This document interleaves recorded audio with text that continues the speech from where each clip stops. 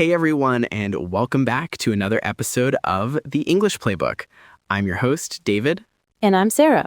Today, we've got something really practical for all of you English learners out there. That's right, we're talking about one of the most universal human experiences, being late. Oh man, if there's one thing that connects all of us, it's definitely that panicked feeling when you realize you're running behind schedule. Exactly, and whether you're late for a meeting, a date, or even a podcast recording. Are you trying to tell me something, David? No. But seriously, knowing how to explain why you're late in English professionally and naturally is absolutely essential. So today we're going to break down all the vocabulary, phrases, and even cultural differences when it comes to punctuality. And stick around because we've created a fun little dialogue that shows 5 different people arriving late to a meeting, each with their own excuse. Some excuses are legitimate, some are, questionable. Very questionable. But first, let me ask you, David, are you usually on time or are you one of those fashionably late people? I'm definitely a 10 minutes early is on time kind of person. I get anxious if I'm cutting it close. See, I'm more relaxed. I aim to be on time, but life happens, you know? Which is exactly why we need good excuses and the right vocabulary. So let's dive in. Sarah, why don't you set up our dialogue? All right, so imagine this. It's 10:15 a.m., and a meeting was supposed to start at 10 o'clock sharp. The boss is not happy, and employees are trickling in one by one, each with their own reason for being late. We've got 5 people in this dialogue, the boss, an assistant, and 3 late arrivals, plus 1 phone call about another late employee. Let's listen to how this unfolds. David, you'll be the boss, and I'll handle the assistant and the late arrivals. Got it. Here we go. Where is everyone? We were supposed to start 15 minutes ago. Joe called and said she'd be here in a sec. She said she got tied up with a client. Sorry I'm late, everyone. There was a huge traffic jam on the highway this morning. Morning, everyone. Were you stuck in traffic as well, Jess? There was a huge pileup on the highway and traffic was backed up for miles. Scott just called and said that he's running late. His last meeting ran over, but he's on his way now. Guys, this is not acceptable. If I say the meeting starts at 10, the meeting starts at 10, not 10:01, and definitely not 10:20. All right, let's get started. Sorry, everyone. I know I'm late, but really, it's not my fault. I was getting a coffee at Starbucks, and the line was way too long. I was waiting for 20 minutes to get my coffee. Really?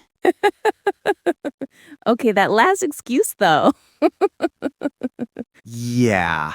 Getting coffee is not going to fly with most bosses. But let's break down the language we just heard, starting with some essential phrases for explaining why you're late. First up, got tied up. This is huge. Joe said she got tied up with the client. Right. To get tied up means you got busy with something unavoidable, something important that you couldn't just walk away from. It's like you're literally tied with a rope to that task. You can't move. Exactly. Let me give you some examples. Sorry I'm late, honey. I got tied up at the office. I was tied up on the phone all afternoon and didn't get any work done. I got tied up in traffic on the way here. Notice how versatile this phrase is. You can get tied up at work, on the phone, in a meeting, or even in traffic. It's professional, it's natural, and native speakers use it all the time. Okay, next one, traffic jam. Joe mentioned there was a huge traffic jam on the highway. A traffic jam is when there are so many cars on the road that traffic comes to a complete stop or moves very slowly. Jam here means blocked or stuck. Like when you jam your finger in a door, it gets stuck. Great analogy. So traffic jam equals lots of cars not moving, everyone frustrated. And you can say, there was a massive traffic jam downtown. We got caught in a traffic jam for an hour. Sorry I'm late. Traffic jam on Main Street. Now here's an interesting one. Pile up. Jess said there was a huge pileup on the highway.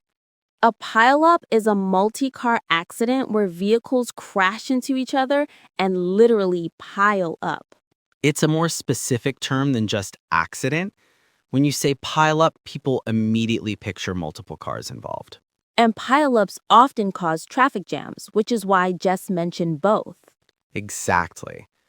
There was a 3-car pileup on the freeway, or a massive pileup closed 2 lanes of traffic. Next, running late. Scott said he's running late. This is probably the most common phrase for being late in English. Are you actually running? No, but it means you know you're going to be late and you're trying to get there as fast as possible. It's polite, it's casual, and it works in almost any situation. Hey, I'm running about 10 minutes late. Or traffic is really bad, so I'm running late. Or Jane is running late. She'll be here soon. I use this phrase constantly. If I know I'm going to be late, I'll text, running late, be there in 15. Same. It's so natural. Now, the last key phrase, ran over. Scott's meeting ran over. When something runs over, it goes longer than expected. Usually meetings, appointments, or events. My doctor's appointment ran over by 20 minutes. Or the presentation ran over, so we didn't have time for questions. Or, sorry, I'm late. My last meeting ran over. It's a professional way to explain that you were delayed because something else took longer than planned. And notice, it's not really your fault. You're giving a legitimate reason. All right, we've covered the main vocabulary. Now let's look at some fluency phrases that make you sound more natural. First one, in a sec. The assistant said Joe would be there in a sec. Sec is short for second, S-E-C. But obviously, you don't literally mean 1 second. Right, it's an exaggeration. I'll be there in a sec means I'll be there very soon, just a moment. You can also say in a minute, but that usually means a bit longer, maybe 3 to 5 minutes. Exactly. In a sec equals almost immediately. In a minute equals a little bit of time. Examples. Hold on, I'll call you back in a sec. Can you help me in a sec? I'm almost done here. Wait right there, I'll be down in a sec. Super casual, super common.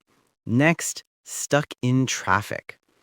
The boss asked Jess if she was stuck in traffic. When you're stuck in traffic, you can't move. You're trapped in a line of cars that aren't going anywhere. It's one of the most frustrating feelings. And it's a classic excuse. Sorry, I'm late. I got stuck in traffic. We were stuck in traffic for over an hour. I'll be late because I'm stuck in traffic right now. Totally acceptable excuse, by the way. Nobody can blame you for traffic. Unless you live somewhere where traffic is always bad and you didn't plan ahead. Fair point. Okay, last phrase, backed up for miles. Jess said traffic was backed up for miles. This describes the length of the traffic jam. Imagine there's an accident and behind it, cars are lined up for miles and miles. Backed up means the traffic is stopped or moving very slowly, stretching back from the problem point. Examples. The highway is backed up for 5 miles. Don't take Main Street, it's backed up all the way to the bridge. After the accident, traffic was backed up for miles. It emphasizes just how bad the traffic situation is. Okay, this is one of my favorite parts. Let's talk about cultural attitudes toward time and being late. Because this varies so much around the world. Right. In some cultures, being on time is absolutely critical. In others, it's more flexible. So, Sarah, where are you from originally? I'm from the United States, East Coast specifically. And in American business culture, if a meeting is at 10 a.m., you better be there at 10 a.m., ready to go. Exactly. Same in Canada, the UK, Germany, and many other places. Being late is seen as disrespectful and unprofessional. But in other cultures, there's what people call flexible time or even island time in some places. Right. In many Latin American countries, for example, if someone says a meeting starts at 9 a.m., it might actually start at 9:15 or 9:30. Not because people are rude, but because the culture has a different relationship with time. Exactly. People might arrive at 9, get coffee, chat with colleagues, and then the meeting starts when everyone's settled. And social events are even more flexible. Oh, absolutely. If you're invited to someone's house for dinner at 6 p.m., in North America, you might arrive at 6:05, just a few minutes late to give the host time to finish preparing. But in many other cultures, 6 p.m. means dinner might not actually start until 7 or 8 p.m. Right, and in some countries, arriving exactly on time to a social event is considered rude because the host isn't ready yet. Meanwhile, in Germany and Switzerland, if someone says 6 o'clock, you better be there at 6, not 6:01. Punctuality is taken very seriously there. So the key takeaway is when you're in the new country or working with people from different cultures, pay attention to how they treat time. Ask questions, observe, and adopt. There's no universal standard. And if you're learning English for business in North America or the UK, just know that being on time is expected and valued.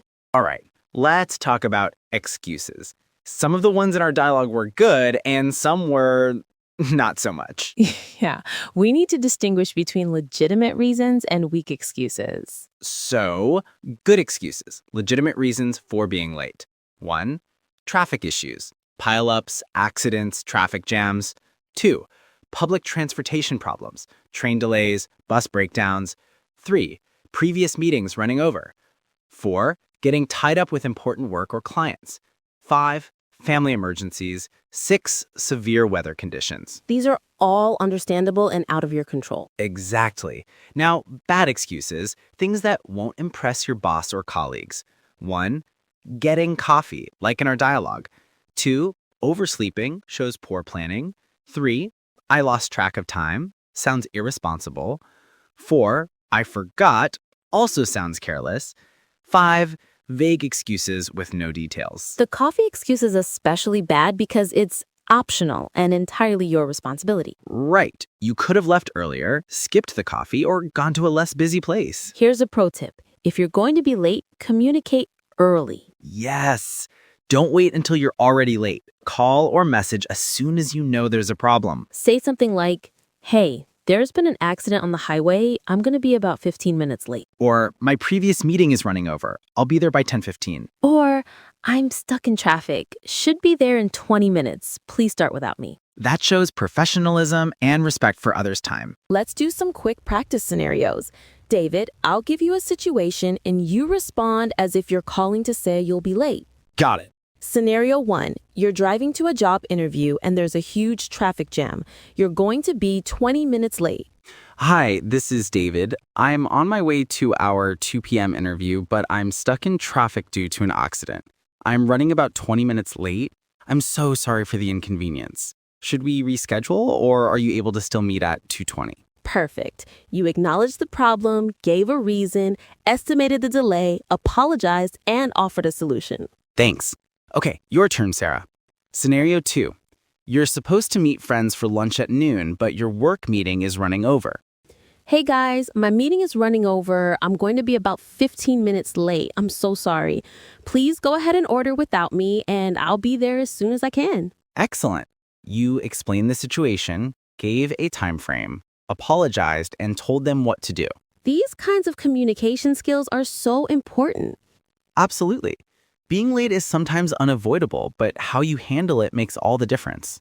Let's do a quick vocabulary recap before we wrap up. David, I'll say the definition and you say the phrase. Ready. Become busy with something unavoidable. Get tied up. Going to be late. Running late. When something takes longer than planned. Ran over. So many cars on the road that traffic stops. Traffic jam. A multi-car accident. Pile up. Unable to move because of traffic. Stuck in traffic. Traffic stopped for a long distance. Backed up for miles. Very soon. In a sec. Perfect. Now, everyone listening, try using these phrases this week.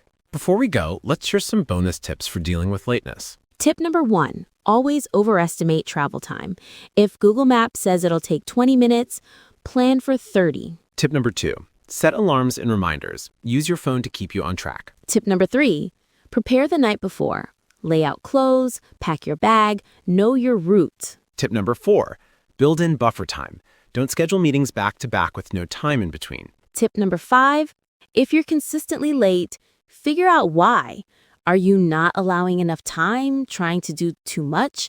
Address the root cause. And tip number 6, apologize sincerely. Don't make excuses, just own it and say you're sorry. These habits will help you be more punctual and less stressed. Okay, we've covered the basics, but let's take it up a notch with some advanced phrases and idioms about time and being late.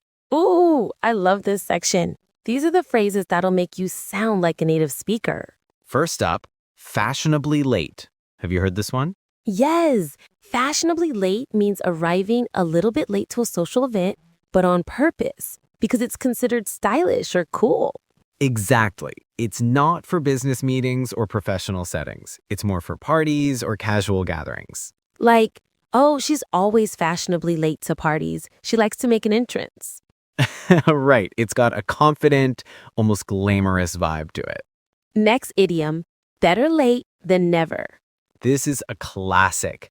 It means it's better to do something late than to not do it at all. So if your friend finally shows up 30 minutes late, you might say, well, better late than never. It's forgiving, but it also has a slightly sarcastic tone sometimes. True. Depending on how you say it, it can mean, I'm glad you're here, or, wow, you're really late. Context and tone are everything. Here's another one. In the nick of time. This means you arrived just in time, right before something bad would have happened. Like, I got to the airport in the nick of time. They were about to close the gate. Or she submitted her assignment in the nick of time, just 1 minute before the deadline. It's dramatic and exciting. It suggests you barely made it.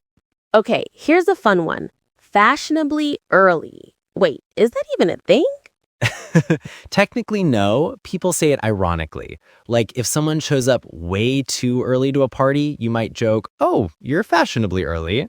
Right, because being too early can be awkward, especially for social events. The host might not be ready yet, so there's a sweet spot. Another great phrase, running behind schedule.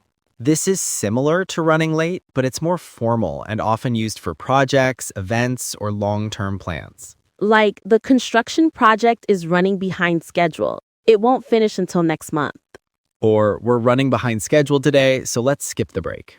It implies that something systematic is delayed, not just a person. Here's one more. Beat the clock.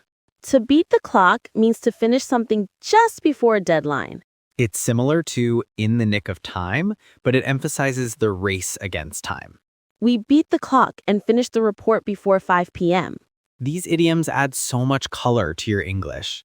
Let's do some extended role plays. These will help you practice full conversations about being late. Great idea. Scenario 1. You're calling your boss to say you'll be late to work because of a family emergency. Sarah, you're the boss. Got it. Hello, this is David. I'm so sorry to call you like this, but I have a family emergency. My mother fell and I need to take her to the hospital. I'm going to be at least 2 hours late, possibly more. I can work from the hospital on my laptop if you need me to handle anything urgent. Again, I'm really sorry about this. Oh no, David. I'm so sorry to hear that. Don't worry about work right now. Take care of your mother. Keep me updated, and if you need to take the whole day off, that's completely fine. Family comes first. Thank you so much for understanding. I'll keep you posted. Perfect. That was professional, detailed, and showed responsibility even in an emergency. Thanks. Okay, scenario 2. Sarah, you're meeting me for a coffee date, but you're going to be 20 minutes late because you couldn't find parking. Text me. Hey, David, I'm so sorry, but I'm running about 20 minutes late. The parking situation downtown is a nightmare. I've been circling for 15 minutes. I'm heading to a garage now. Please order without me if you want. Sorry again. No worries at all. I'll grab a table and do some reading. See you soon. See how that works? Quick apology, clear explanation, estimated time, and a suggestion for what the other person can do. Exactly. You took ownership and didn't leave me wondering. Scenario 3. David, you're a student and you're late to class for the 3rd time this week. Your professor stops you at the door. Oh no. This is tough. David, this is the third time you've been late this week. What's going on? Professor, I sincerely apologize. I've been taking an earlier bus, but it's been delayed every day this week because of construction on Main Street. I realize this is affecting my attendance, so starting Monday, I'm going to take the bus 1 hour earlier to make absolutely sure I'm on time. I take full responsibility and I'm sorry for the disruption. I appreciate you taking responsibility and having a plan. Please make sure you follow through. Attendance is part of your grade. Yes, Professor. Thank you for understanding. Great job. You acknowledged the pattern, explained without making excuses, and offered a concrete solution. That's key, showing you have a plan to fix it. Let's do some pronunciation drills. These phrases can be tricky for non-native speakers. Great idea. Everyone listening, repeat after us. Got tied up. Listen to the T sounds linking. Got tied up. The words flow together. Your turn. Got tied up. I got tied up at work. Good. Next, traffic jam. Notice the strong J sound in jam. It's not traffic yam, it's traffic jam. Traffic jam. There was a huge traffic jam. Excellent. Now, running late. The G in running is an NG sound, not a hard G. Run-ing, not running G. Running late. I'm running late. Perfect. Here's a tough one. Pile up. It's 2 syllables. Pile up. The stress is on the first syllable. Pile up. There was a pile up on the highway. Great job. Now try this full sentence. Sorry I'm late. I got stuck in traffic because of a huge pileup.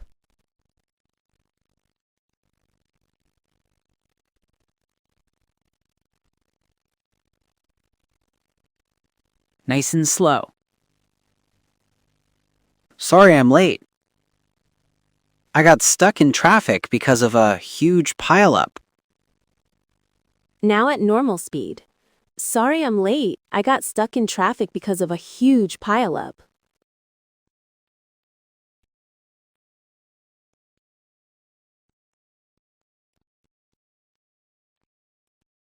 Fantastic! Pronunciation practice like this is so important. It helps you speak more confidently and sound more natural. Okay, here's something super practical. What if you need to write an email to say you'll be late? Yes, because sometimes calling isn't possible and you need to communicate in writing. Let me give you a formal business email template. Go for it. Subject: running late for meeting name. Dear name, I'm writing to inform you that I'll be approximately 20 minutes late to our 10 a.m. meeting today. I got caught in unexpected traffic due to an accident on Highway 101. I sincerely apologize for any inconvenience this may cause. Please feel free to start without me, and I'll join as soon as I arrive. If you'd prefer to reschedule, I'm available this afternoon after 2 p.m. Thank you for your understanding. Best regards, David. That's perfect. Professional, apologetic, informative, and offers solutions. Right. Now let's do a more casual email to a colleague or classmate. Subject: heads up, running behind. Hey name, quick heads up, I'm running about 15 minutes late for our study session. My last class ran over. Sorry about that. Feel free to start without me, and I'll catch up when I get there. See you soon, Sarah. Much more casual, but still polite and informative. The key elements are the same: apology, reason, estimated time, and what to do while waiting. Exactly, and notice both emails are short. Don't write a novel, just the essential information. Keep it concise and respectful of their time. Earlier, we touched on cultural differences. Let's go deeper into specific countries and regions. This is so fascinating. Let's start with Germany and Switzerland. In German-speaking countries, punctuality is almost sacred. Being on time is a sign of respect, reliability, and professionalism. If a meeting starts at 10, people will be there at 9:55, ready to start exactly at 10. And being even 5 minutes late can be seen as very rude unless you have a really good reason. What about Japan? Oh, Japan takes punctuality to another level.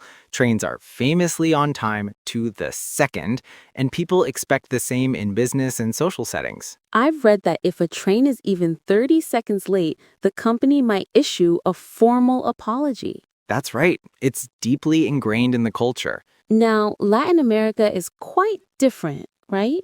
Yes, in countries like Mexico, Brazil, Argentina, and Colombia, there's often what's called flexible time. Social events especially. If someone says come at 8 p.m., they might actually expect you around 8:30 or 9 o'clock. Right. Arriving exactly at 8 p.m. might even catch the host off guard because they're still preparing. But business meetings are becoming more punctual in major cities due to globalization. True. In corporate settings in Sao Paulo or Mexico City, being on time is increasingly expected. What about the Middle East? It varies, but in many Middle Eastern countries, relationships and hospitality take priority over strict timekeeping. So a meeting might start late because people are catching up, having tea, building rapport. Exactly. It's not disrespect, it's just a different cultural value system. Africa is similar in many regions, right? Yes, particularly in West Africa. African time is a term you'll hear, where flexibility is common. Again, it's about relationships and community over rigid schedules. Southern Europe, Spain, Italy, and Greece also tend toward more flexible time, especially for social events. Dinner might not start until 9 or 10 p.m., and nobody minds if you're a little late. But Northern Europe, Scandinavia, Netherlands, is very punctual, similar to Germany. And the UK is generally punctual, though maybe slightly more flexible than Germany. In Asia, it's mixed. Japan, South Korea, and Singapore are very punctual. India and the Philippines can be more flexible. The key takeaway, when in Rome, do as the Romans do. Research the culture, ask locals, and observe. Don't assume everyone has the same relationship with time. We asked our listeners on Instagram to send us their questions about being late. Let's answer a few.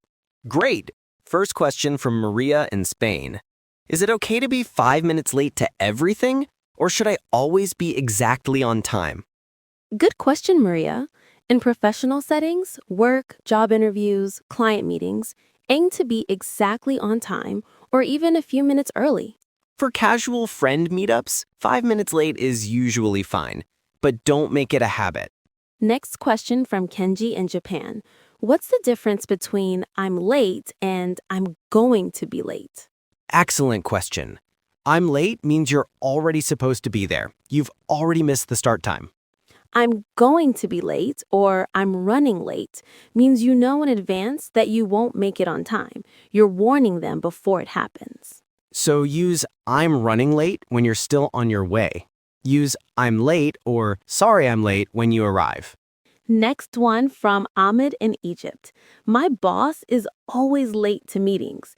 Is it rude to say something? Ooh, tricky. Sarah, what do you think? This depends on your workplace culture and your relationship with your boss. In some cultures, it would be seen as disrespectful to call out a superior. Right. But if lateness is affecting productivity, you might gently say something like, I noticed our meetings often start 15 minutes late. Would it help if I sent a reminder 5 minutes before? That's diplomatic. You're offering a solution without directly criticizing. Another option, talk to your boss privately rather than in front of others. Last question from Anna in Brazil. How do I politely tell a friend that they're always late and it bothers me?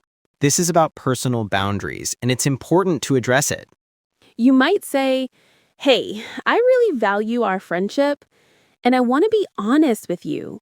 When you're late to our meetups, I end up waiting a long time, and it makes me feel like my time isn't valued. Can we work on this together? Use I statements, be honest but kind, and focus on how it affects you rather than attacking them. Most good friends will appreciate the honesty and try to improve. Let's do a fun quiz to review everything we've learned. I'll describe a situation, and you, the listeners, should think of which phrase fits best. Great idea. Pause the video and say your answer out loud. We'll give you the answer after a few seconds. Ready? Question 1. You're still on your way to a meeting, and you know you won't arrive on time.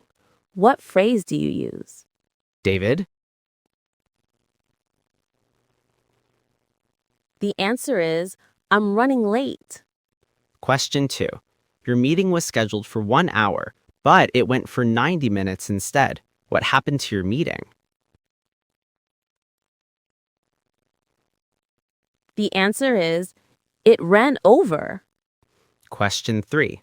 You're driving on the highway, but there are so many cars that nobody is moving. What are you stuck in? The answer is a traffic jam, or you're stuck in traffic. Question 4. You're very busy with an important task and can't leave to go somewhere else. How do you describe this? The answer is, I got tied up. Question 5. There was a huge accident involving many cars on the highway. What word describes this?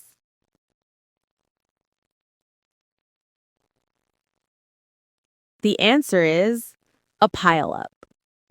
Excellent. How did you do, everyone? If you got all 5, you're definitely ready to explain being late like a native speaker. All right, everyone. That wraps up today's episode of the English Playbook. We hope you learned some useful phrases for explaining why you're late and maybe even some tips for being on time. Remember, punctuality is important in English-speaking cultures, especially in professional settings.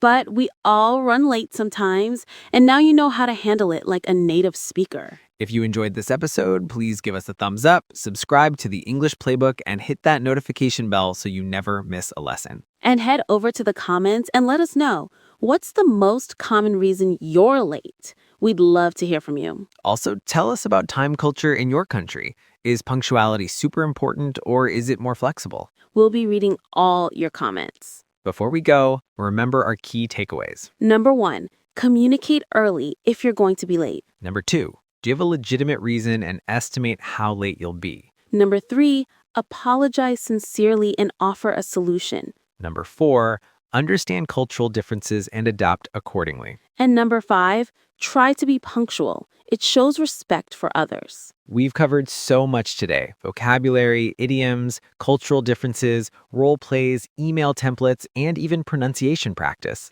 If this felt like a lot, don't worry. Go back and watch sections again. Practice the phrases out loud. And check out our other episodes for more practical English lessons like this one. Next week, we're doing an episode on how to give and receive compliments in English. You won't want to miss it. Until next time, keep learning, keep practicing. And try not to be late. Bye, everyone. See you in the next episode. Stay awesome, English learners.